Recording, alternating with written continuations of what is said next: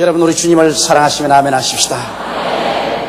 예수님은 어찌나 오늘이나 영원토록 동일하십니다. 저는 여러분과 함께 진실과 허위란 제목으로 은혜를 나누고자 합니다. 자동차로 먼 여행을 하려고 할 때는 먼저 기계 정비를 잘 해야 됩니다. 기계가 정비되지 않아서 중간에 고장이 나서 덜컥 앉게 된다면 얼마나 큰 불편을 겪는지 모릅니다. 그러나 자동차 같은 것은 불편만 겪고 말지만은 배나 비행기는 더더구나 면밀하게 정비하지 않으면 안 됩니다. 이는 고장나면 생명을 잃어버리게 되는 것입니다. 적당히 혹은 설마 고장이 나겠나 등의 생각으로 정비를 소홀히 했다가는 크나큰 사고를 일으키게 되고 그때야 후회 안 될 무슨 소용이 있겠습니까? 우리의 신앙생활도 그와 같습니다. 우리들 한 사람 한 사람은 인생 항로를 여행하는 나그네들인 것입니다. 그러므로 우리 자신의 신앙 항로에 대하여 끊임없이 우리 자신을 정비하고 반성하며 회개해서 자기가 진실로 예수님을 믿는 신앙 안에 있는가, 그렇지 않으면 벌써 신앙 밖으로 타락해 있는가를 살펴보아야 할 것입니다. 그렇지 않으면 자기도 모르는 사이에 신앙의 진리에서 떠나 낭패를 당하고 있을지도 모릅니다. 처음 신령한 신앙생활로 시작했다가 처참하게 유고로 마치고 마는 위선자가 될는지도 모릅니다. 그러므로 저는 여러분과 함께 오늘 우리 신앙을 살펴보는 정비의 시간을 갖고자 하는 것입니다. 첫째로 우리가 항상 우리 자신에게 질문해 봐야 할 것은 내가 예수님을 믿고 가는 곳마다 그리스도가 우리의 구주인 것을 고백하고 있느냐, 이 사실인 것입니다.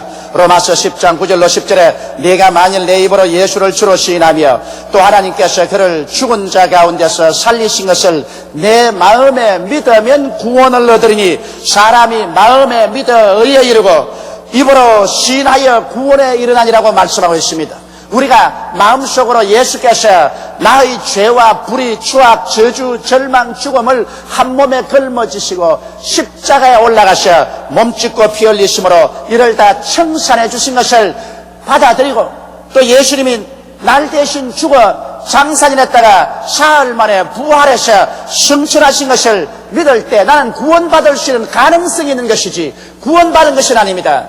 우리가 완전히 구원해 있는 것은 이 사실을 하나님 앞과 마귀 앞과 사람 앞에서 입으로 시인해야만 되는 것입니다. 이렇기 때문에 내가 예수를 구주로 믿고 난 다음 계속해서 내 가족이나 이웃에게 예수가 그리스도인 것을 시인하고 있는가 없는가, 이 사실을 엄격하게 물어보아야 됩니다. 어떠한 사람들은 말하기를 나는 속으로 예수를 잘 믿습니다. 예수 믿는다고 떠들어 다니는 사람보다는 더욱 착실하게 속으로 예수를 믿습니다. 그렇게 말하는 사람이 있습니다. 여러분, 속으로 예수를 믿는다는 것은 자기 생각으로만 믿는 것이지 하나님 앞에 구원에는 도달하지 못한 것입니다. 아무리 속으로 그리스도의 진리를 믿어도 입으로 시인하지 아니하고는 구원에 이르지 못합니다. 그렇기 때문에 내가 진실로 그리스도의 구원 속에 항상 살고 있느냐 없느냐를 시험해보는 것은 내가 사람들을 만날 때마다 그리스도가 구주인 것을 입으로 시인하고 있느냐는 것입니다. 이것은 다시 말하면 열심히 사람들에게 전도하는 생활을 하느냐는 것입니다. 내가 전도한다는 것은 반드시 다른 사람을 구원하는 의미만 있는 것이 아니라 내 자신이 그리스도를 끊임없이 고백하게 되므로 구원 속에 있게 되고 깊은 신앙 속에 들어가게 되는 것입니다. 우리 동경순복음교회 이다상이라는 부인 회장이 있습니다. 그는 어머니가 예수를 믿었고 시집을 와보니 친정 시어머님도 예수를 믿었다는 것입니다. 그래서 그는 습관적으로 교회 다녔습니다. 교회 주일날이면 빠지지 않고 와서 하나님 말씀을 듣고 집으로 돌아갔지만은 무엇 때문에 왔다 갔다 하는지 전혀 이해하지를 못했습니다. 그냥 종교심으로 왔다 갔다 했으며 그동안에 한 사람에게도 예수께서 구주가 되신다는 것을 입으로 시인하거나 전도한 적이 없었습니다. 그러면서 어려운 일을 당하면 곧장 점쟁이에 가서 점을 쳤습니다. 그리고 그가 잘하는 무당집을 늘 찾아갔습니다. 그런데 한 번은 무당집에 찾아가니까 무당이라는 말이 당신에게 무당신이 내리려고 하고 있다. 당신은 굉장히 훌륭한 무당이 될 수 있고 무당신을 바르면 연결을 통달할 수 있다. 그러므로 정한 날에 무당신이 임할 테니까 몸을 정하게 하고 당신 골방에 들어가서 저녁에 기다리라. 그러면 내가 이쪽에서 기도를 하고 있을 테니 무당신이 당신에게 임할 것이라고 했습니다. 세상에 교회를 땡기는 사람이 얼마나 교회가 뭔지 몰랐던지 무당신을 받겠다고 몸을 정하게 하고 그날 정한 시간에 기도하기로 작정을 했습니다. 그런데 친구들이 우르르 닥쳤어요. 야, 이 무당신 받으려고 하는데 친구들이 왔으니 어떻게 하느냐. 근데 친구들이 저녁까지 얻어먹고도 집에 돌아가지 않고 계속 앉아가지고 예수가 그리스도라는 것을 전도하고 있습니다. 그리고 하는 말이 동정순복음교회로 나오라. 우리 교회 나오면 하나님이 살아있어서 역사하신다. 그 말을 듣고 난 다음에 친구들이 가기를 기다렸으나 안 가기 때문에 그만 무당신이 내리는 시간을 놓쳐버리고 말았었습니다. 하나님께서 택한 백성은 주님께서 끝까지 사람을 보내어서 붙잡아 주시고 진리로 인도하려고 애쓴다는 것을 나는 여기에서 절실히 느꼈습니다. 그래서 그 자매님은 그 다음 주간에 동정순복음교회에 나와서 말씀을 듣고 크게 회개했습니다. 진리의 말씀을 듣자 성령이 그 영혼을 휘어 흔들었습니다. 그래서 그는 그 길로 사흘 동안 금식 기도를 하고 밤에 꿈을 꾸었는데 꿈에 자기가 성도들에게 둘러싸여서 그리스도의 복음을 전하는 모습을 보았다는 것입니다. 그 길로부터 시작해서 중생하여 열심 있는 신자가 되어 남편도 예수교로 인도하고 자녀들도 예수교로 다 인도해서 교회 나오게 하고 사람들 만나는 곳마다 예수는 그리스도라고 입으로 시인하기 시작했습니다. 그래서 그 신앙이 굉장히 깊어지고 복음 사업을 위해서 시간만 나면 열심으로 봉사하는 것을 제가 보았습니다. 사람이 교회에 나와서 예수 그리스도를 구주로 모시고 입술로 시인하지 아니하면 이와 같은 이다상처럼 잘못될 수가 있으나 그가 입술로 시인하게 되면은 이렇게 깊은 신앙 속에 들어가게 되는 것입니다. 자기 친구들이 와서 밤이 맞도록 예수를 전도해 준 것은 그 친구들 자신만 신앙의 고백을 통해서 신앙이 깊어진 것이 아니라 그 신앙으로 말미암아 무당신을 받아 세상으로 떠내려가려는 한 영혼을 구원할 수 있는 기적이 일어났던 것입니다. 그러므로 여러분과 제가 나가서 만나는 사람마다 예수를 전도하는 것은 복음을 심으는 위대한 역사를 할 뿐 아니라 내 자신이 영적으로 안전하게 거할 수 있는 귀한 은혜가 되는 것입니다. 우리가 마음에 믿어 의에 이르고 입으로 계속 시인해야 구원 속에 거할 수 있다는 사실을 알아야 됩니다. 내가 만일 예수를 계속해서 구주로 시인하는 생활을 하지 않고 있다면 영혼이 병들었습니다. 오늘 회개하고 그리스도를 입술로 시인하는 생활로 들어와야 됩니다. 둘째로 우리가 물어볼 질문은 성수주의를 하고 있느냐는 것입니다.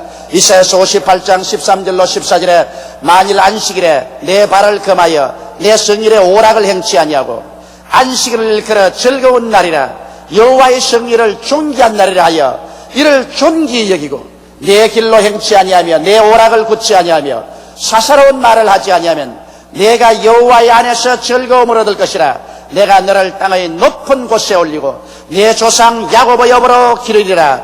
여호와의 입의 말이니라. 여기에서 주님께서는 성수주의랄 것을 명령하고 계십니다. 하나님께서는 엿새 동안 천지를 지으시고 일회째 쉬셨습니다. 그리고 그날을 거룩히 해서 복을 주셨습니다.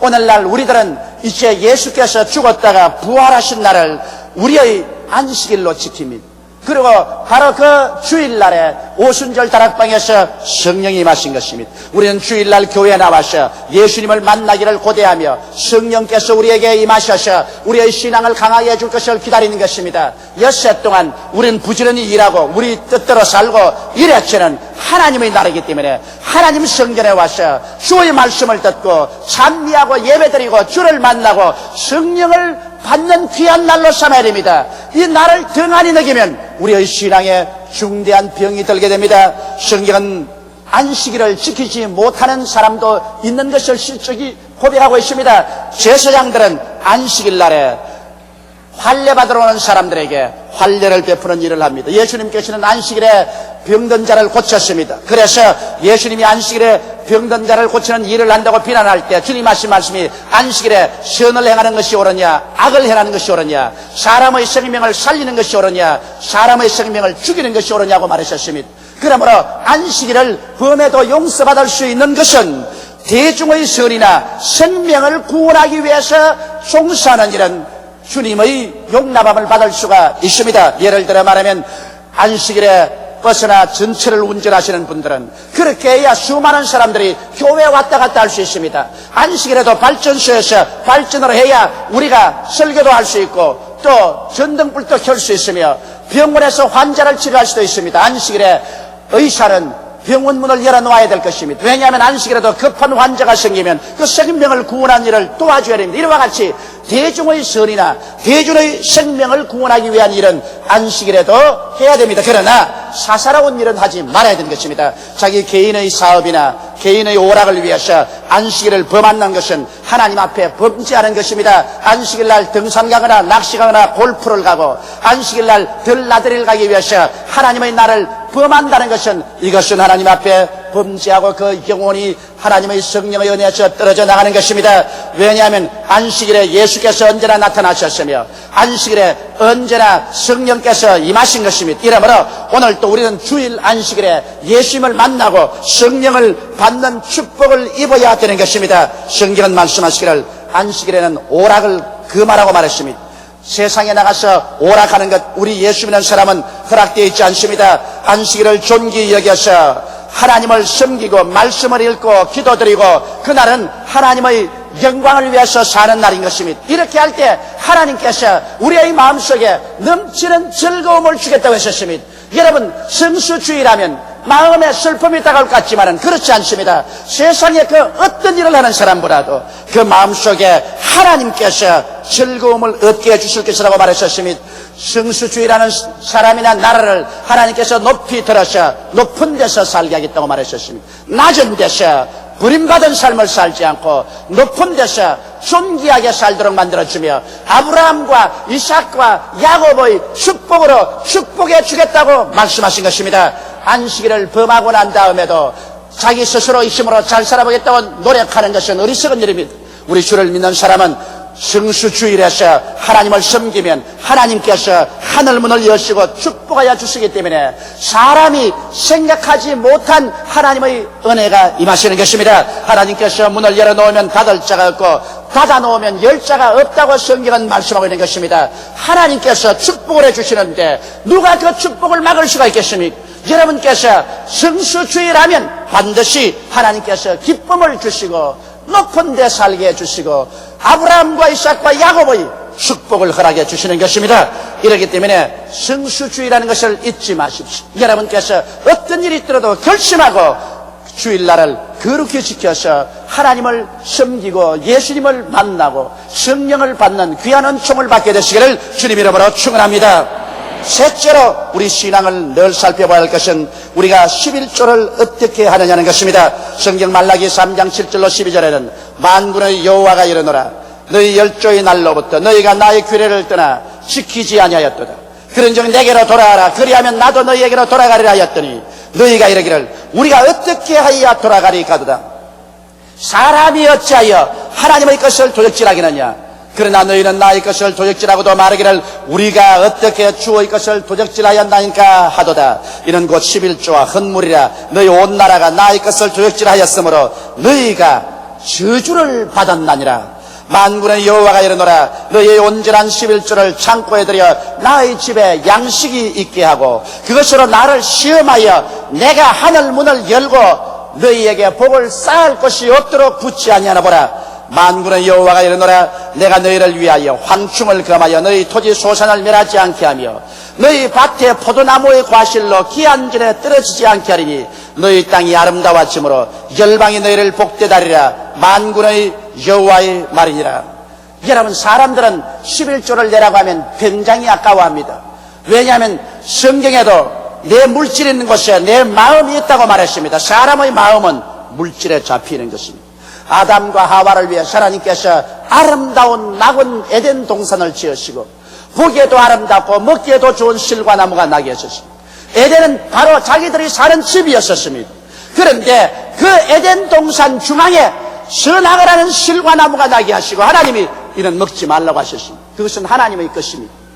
다른 모든 것을 에덴에서 다 소유하되 그 가운데에는 하나님의 권위를 상징하는 하나님의 소유인 선악을 한 실과는 먹지 마라. 먹는 날에는 반드시 죽으리라고 말했었습니다. 그런데 마귀가 와서 아담과 하와를 유혹해서 유독히 하나님의 것을 탐내게 했었습니다. 그래서 그들이 손을 내밀어 그 실과를 따먹고 하나님을 배반하고 저주를 받았습니다.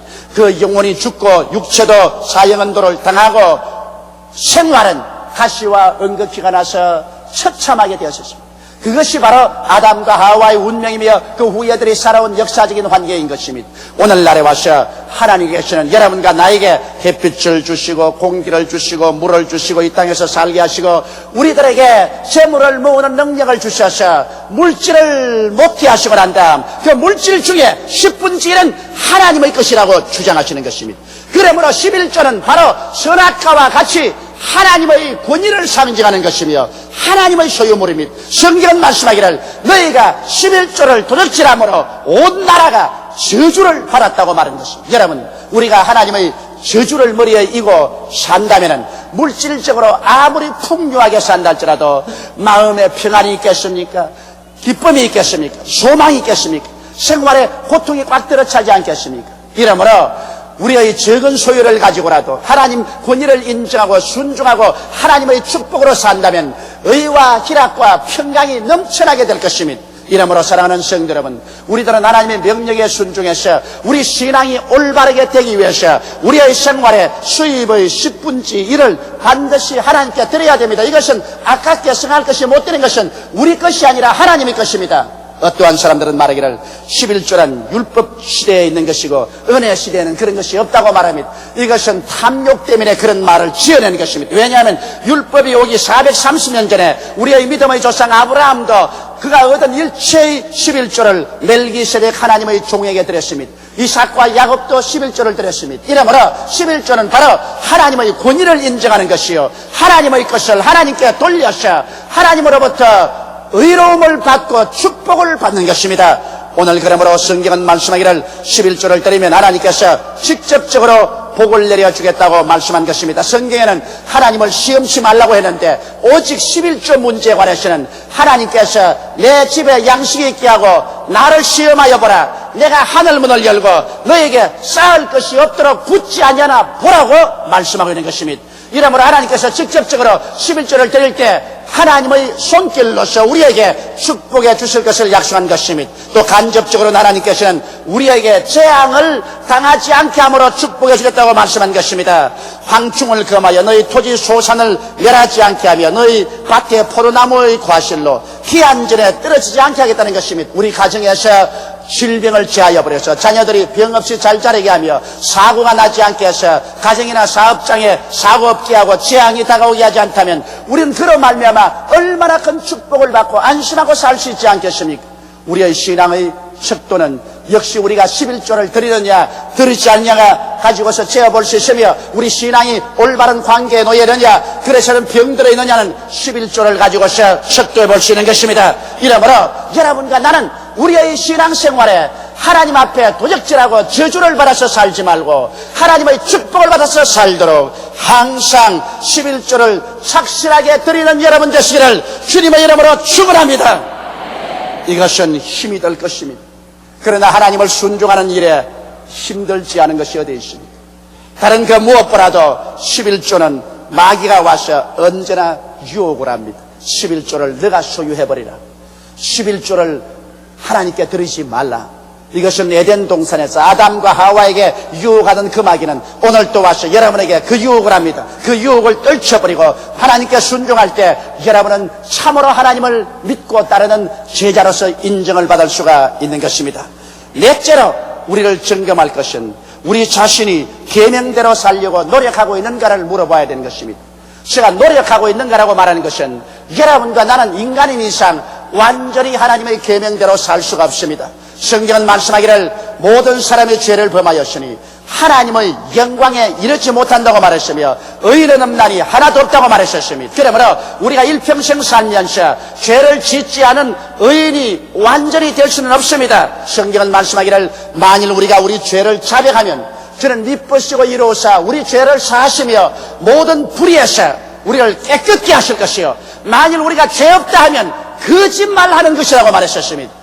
사람으로 살면서 죄를 한 번도 안 짓고 죄 없이 사는 사람은 없습니다. 그러나 끊임없이 율법을 우리에게 비춰보고 죄와 싸우고 회개하고 실전팔기하는 이러한 삶이 있어야 그 사람 속에 하나님의 생명이 들어와 있는 것입니다. 이러므로 우리는 하나님이 우리에게 주신 10계명을 가지고 언제나 우리 삶을 비춰봐야 됩니다. 10계명은 먼저 하나님에 대한 계명과 그 다음 사람에 대한 계명이 있습니다. 하나님에 대한 계명은 내 앞에 다른 신을 두지 말라는 것입니다. 하나님께서는 하나님 이외에 다른 신을 섬기는 것을 결코 허락하지 않습니다. 우리 한국 사람들은 그 마음속에 하나님을 섬기면 절대적으로 하나님 한 분만 섬기지 하나님과 다른 신을 함께 섬기는 것을 허락하지 않습니다. 그러나 제가 10년 동안 일본에 가서 전도를 해보니까 일본 사람들의 마음은 이중성이 있어요.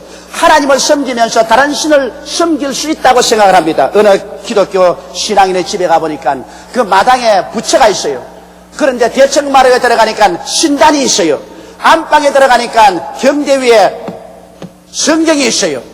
그래서 도대체 당신 예수 믿는다고 하면서 마당에는 부처가 있고 대청마루에는 신단이 있고 안방에는 성경이 있고 왜 그렇습니까? 그러니까 아이고 목사님 사람들도 유엔 총회를 열어가지고서 다 하나 되자고 하는 판에 신들도 하나가 되면 얼마나 좋습니까? 부처하고 신도하고 예수님하고 다 하나가 되어서 축복을 해주면 얼마나 집이 축복을 받겠습니까? 그것은 거대한 잘못인 것입니다. 왜냐하면 성부, 성자, 성신, 삼위일체 이외 모든 신은 마귀와 귀신인 것입니다. 하나님께서 마귀와 귀신과 함께하지 아니하시는 것입니다. 우리는 절대로 다른 신을 두어서는 안 됩니다. 우상에 절하지 말라고 말했었습니다. 하나님께서는 우상에 절하는 것을 몸서리나게 미워하십니다. 이스라엘 백성이 하나님께 버림받은 것도 그들이 바알이나 아세라의 우상을 만들어서 절했기 때문에 하나님께서 영적으로 가늠한 여자와 같다고 더러워해서 내버린 것입니다. 이러므로 우상에 절하는 것 하나님이 미워하십니다. 요사이 보면 정치가들이 정치적인 신앙을 하고 있습니다. 여러분 우리 신앙은 정치적인 신앙을 하면 안 돼요. 대통령 출마나 국회의원 출마가 가까우면 이제 정치인들이 교회에 와서 찬송 부르고 헌금하고 예배드립니다. 그러고 난 다음 절간에 가시는 또 부처 앞에 시중하고 또 합정하고 절합니다. 정치 신자입니다. 하나님께서 이런 정치 신자를 용납해서 축복해 줄 것이라고 생각하면 대단한 오해인 것입니다. 이러므로 우리가 우상에 절한 죄가 있으면 그것을 곧장 회개하고 돌아와야 됩니다. 우상에 절한 죄는 우리의 영혼을 파멸시키는 것입니다. 하나님의 이름을 망령되이 부르지 말라고 했었습니다. 우리 부모님의 이름도 우리가 망령되이 부르지 않습니다. 감히 어떻게 부모님의 이름을 웃음거리로 만들겠습니까? 그런데 하물며 천지를 지으신 야훼 하나님의 성모를 가지고서 장난으로 사용하고 이를 지만지만히 쓰는 사람은 죄 없다 일컬음을 받지 않습니다. 우리는 하나님의 이름을 부를 때 우리 옷깃을 여미고 경건한 마음으로 하나님의 이름을 불러야 될 것입니다. 안식일을 거룩히 지켜라 이런 이미 제가 여러분께 말씀한 것입니다. 이와 같이 하나님께 관한 계명이 있습니다. 이 계명을 우리가 지키려고 노력을 하고 또 이 계명을 어기면 곧장 회개하고 돌아와야 됩니다. 죄를 짓고 타당화하면 버림을 당하거니와 죄를 짓고도 회개하고 돌아오면 불쌍히 능력을 받고 용서함을 받게 되는 것입니다. 이제 인간관계에 대한 계명은 6개가 있습니다. 내 부모를 공경하라고 말했었습니다. 여러분 우리가 이 세상에 살면서 부모를 공경할 줄 모른다면 어떻게 하나님을 공경한다고 말할 수 있겠습니까? 눈에 보이는 부모도 공경하지 못하는 사람이 어떻게 눈에 안 보이는 하나님을 공경한다고 할 수 있겠습니까? 부모를 어떻게 공경하냐 이렇게 묻는 사람이 있어요. 부모를 공경한다는 것은 부모님이 생활에 어려우면 20주 생활을 반드시 도와드려야 될 것이요. 그리고 부모의 마음에 근심을 끼치지 않는 것이 큰 효도입니다. 어쩌든지 내가 생활을 잘 해나가서 부모님의 마음에 근심이 되지 않는다면 그보다 더 큰 효도가 되십니까? 또 나아가서 나의 삶을 통해서 부모의 마음에 영광을 끼치게 한다면 이것 또한 큰 효도인 것입니다. 오늘날은 핵가족 제도라 결혼하게 되면 대개 부모와 같이 살고 있지 않게 되고 또 외국에 가서 살 때도 많습니다. 이래서 부모에 대한 생각을 잃어버릴 때가 많습니다. 그러나 하나님은 여러분께서 꼭 부모에게 효도하기를 원합니다. 성경 말하기를 자녀들아 내 부모를 공경하라. 그리하면 내가 세상에서 잘되고 장수하라고 말한 것입니다. 하나님께서 부모 공경을 얼마나 강조했던지 부모 공경하는 사람 세상에서 잘되게 하고 장수하게 만들어주겠다고 약속하신 것입니다. 성경은 살인하지 말라고 했습니다. 우리 예수 믿는 사람이 칼이나 총 들고 살인은 하지 않지만은 그러나 마음으로 죽이기까지 미워할 때가 있습니다. 아이고 저거 죽어버리면 좋겠다. 저 벼락이나 맞으면 좋겠다.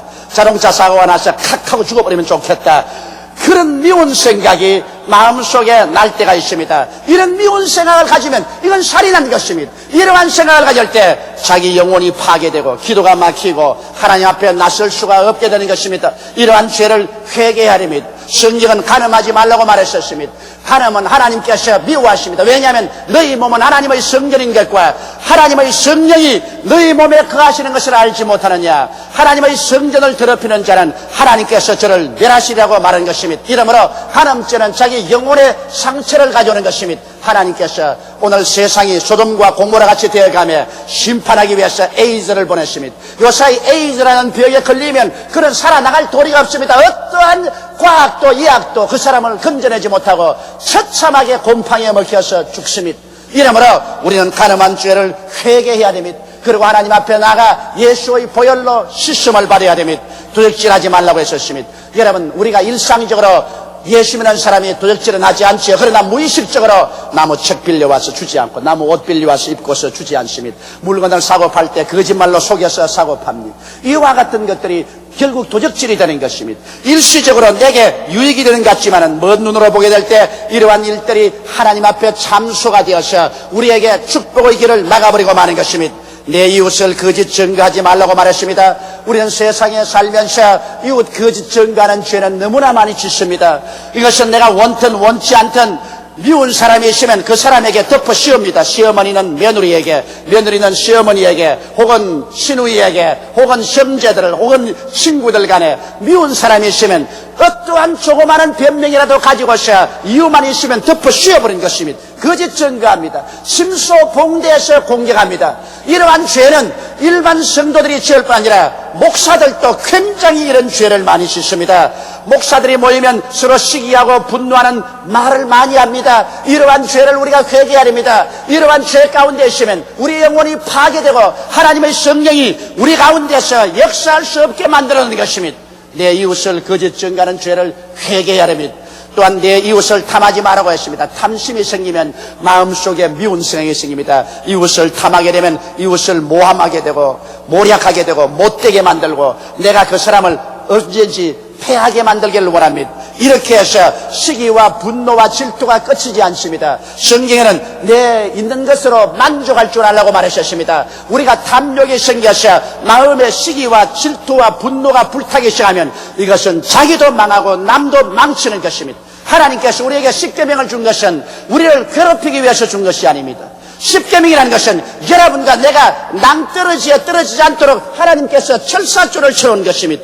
왜 십계명을 주었어요? 우리를 괴롭히냐? 이를 없애버리자고 이를 깨뜨리고 나가면 낭떠러지에 떨어지게 되는 것입니다. 이러므로 우리는 십계명을 가지고 항상 우리 자신을 비추어보고 우리가 그 계명대로 살려고 노력을 해야 되는 것입니다. 어떠한 사람도 십계명을 다 지키고 사는 사람은 없습니다. 그러한 사람은 아마 이 땅에서 한 사람도 안색이 날지 모릅니다. 그러나 우리가 하나님의 십계명을 바라보고 끊임없이 우리를 비추어서 그대로 살려고 노력하고 애쓸 때 여러분과 나는 영원히 늘 살아가고 있습니다. 이러한 사람에게 하나님께서 성령을 보내주셔서 죄와 사망의 법에서 해방을 시켜 승리하도록 만들어주시는 것입니다. 우리가 구원을 받는 것은 예수를 믿음으로 말미암아 구원을 받습니다. 여기에는 우리의 좋은 행위를 보탤 수 없습니다. 그러므로 구원은 절대적으로 예수 십자가를 통해서 구원받지만은 구원받고 난 다음에 우리의 신앙이 성장하고 우리 신앙이 안전하게 보존되는 것은 반드시 하나님의 법을 지켜야만 되는 것입니다. 이러므로 사랑하는 성도 여러분, 우리의 신앙 행로에서 우리는 계속해서 예수가 구주인 것을 신앙 고백함으로 말미암아 구원의 은혜를 깊이 해야 될 것이요. 우리는 성수주일함으로 매주일마다 교회에 와서 예수님을 만나고 성령을 받고서 믿음이 흔들리지 않게 쓰도록 해야 될 것이요. 우리는 11조를 도둑질하지 아니하므로 하나님의 권위를 짓밟고 하나님의 것을 도둑질해서 저주받는 생활 속에 들어가지 말고 11조를 드림으로 높은 곳에 거하고 즐거움을 얻으며 아브라함과 이삭과 야곱의 축복을 받고 살아야 될 것이요. 하나님 앞에서 하나님이 주신 십계명을 우리는 항상 비추어보고 우리 자신의 모자라는 점을 우리는 늘 회개하고 통회하고 예수님의 보혈로 씻음으로 말미암아 하나님 앞에 인정받고 사랑받는 우리들이 되어야 될 것입니다. 여러분과 나는 실전 8기에서라도 늘 회개해야 합니다. 우리는 매일같이 회개가 필요합니다. 그렇기 때문에 성경은 회개하라, 천국에 가까웠다고 말한 것입니다. 천국에 들어가는 사람은 의로운 사람이 들어가는 것이 아니라 회개하는 사람이 들어가는 것입니다. 우리는 매일매일 회개함으로 하나님의 성령이 천국을 우리에게 가지고 와서 우리 가운데 역사하도록 해야 될 것입니다. 천국은 여기 있다 저기 있다도 할 수 없습니다. 천국은 바로 우리 속에 와 있습니다. 하나님께서는 십자가를 통해 오중복음과 삼박자 축복의 천국을 우리 속에 가져오기를 원합니다. 오직 회개하는 사람 그리고 하나님의 뜻을 쫓아 사는 사람에게 천국의 역사는 매일같이 이루어지게 되는 것입니다. 우리 다 같이 고개 숙여 기도드리겠습니다. 전능하시고 거룩하신 우리 아버지 하나님, 하나님께서 성령을 보내주셔서 우리에게 깨달음을 주심을 감사하옵나이다. 우리가 신앙생활을 하면서 끊임없는 마귀의 유혹과 시련 때문에 많은 고통을 당하고 혹은 올무에 빠져서 신앙을 잃어버리고 사망에 처할 때도 있습니다. 내 아버지 하나님이시여, 오늘 우리 인생 항로에 우리의 신앙이 온전한지 안 한지를 금진해보는 몇 가지 사항을 함께 나누었습니다. 아버지를 통해서 우리 자신을 살펴보고 우리가 마귀의 올무에 빠지지 말고 신앙에서 떨어지지 말고 하나님의 귀한 은혜에서 버림받는 자가 없도록 도와주옵소서. 예수님 이름 받들어 기도드리옵나이다. 아멘.